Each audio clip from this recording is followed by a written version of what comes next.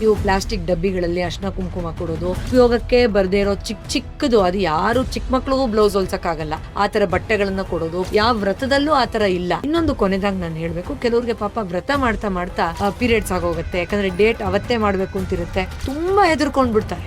ದೇವ್ರು ಶಾಪ ಕೊಡ್ತಾನೆ ಅನ್ನೋ ಭಾವನೆಗೆ ನೀವು ಹೋದ್ರೆ ನೀವು ದೇವ್ರನ್ನ ಅರ್ಥನೇ ಮಾಡ್ಕೊಂಡಿಲ್ಲ ಅಂತ ಅರ್ಥ. ಎಷ್ಟೋ ಸತಿ ವ್ರತ ಮಾಡ್ಬೇಕಾದ್ರೆ ನಾನು ತುಂಬಾ ಒಡವೆಗಳನ್ನ ದೇವ್ರ ಮೇಲೆ ಹಾಕಿಲ್ಲ, ಅಥವಾ ತುಂಬಾ ಎಕ್ಸ್ಪೆನ್ಸಿವ್ ಸೀರೆ ತಗೊಂಡ್ ಬರಕ್ ಆಗ್ಲಿಲ್ಲ, ಅದಕ್ಕೆ ನನಗೆ ಲಕ್ಷ್ಮೀ ಕೃಪೆ ಆಗಲ್ವೇನೋ ಅನ್ನೋ ಒಂದು ಸಂಕ್ಷಿಪ್ತ ಮನೋಭಾವನೆಯಲ್ಲಿ ಆಚರಣೆಯನ್ನು ಮಾಡ್ತಾರೆ. ಲಕ್ಷ್ಮಿ ಅನ್ನೋದು ಒಂದು ಭಾವ, ಅರಿವು. ನೀವು ಅದನ್ನೆಲ್ಲ ಮಾಡಿ ಒಳಗಡೆಯಿಂದ ಕೊರಗ್ತಾ ಇದ್ರೆ ಲಕ್ಷ್ಮೀ ಕೃಪೆ ನಿಮ್ಗೆ ಆಗಕ್ಕೆ ಸಾಧ್ಯನೇ ಇಲ್ಲ. ತುಂಬಾ ಜನಕ್ಕೆ ಹಣ ಸಂಪಾದನೆ ಮಾಡ್ಬೇಕು ಅನ್ನೋದು, ಲಕ್ಷ್ಮಿನ ಆಹ್ವಾನ ಮಾಡ್ಬೇಕು ಅನ್ನೋ ಆಸೆ ಯಥೇಚ್ಛವಾಗಿದೆ, ತಪ್ಪಿಲ್ಲ. ಯಾಕೆ ಬೇಕು ಲಕ್ಷ್ಮಿ ಮತ್ತು ಏನೆಲ್ಲ ಲಕ್ಷ್ಮಿ ಅನ್ನೋದು ನಮಗ್ ಗೊತ್ತಿಲ್ಲ.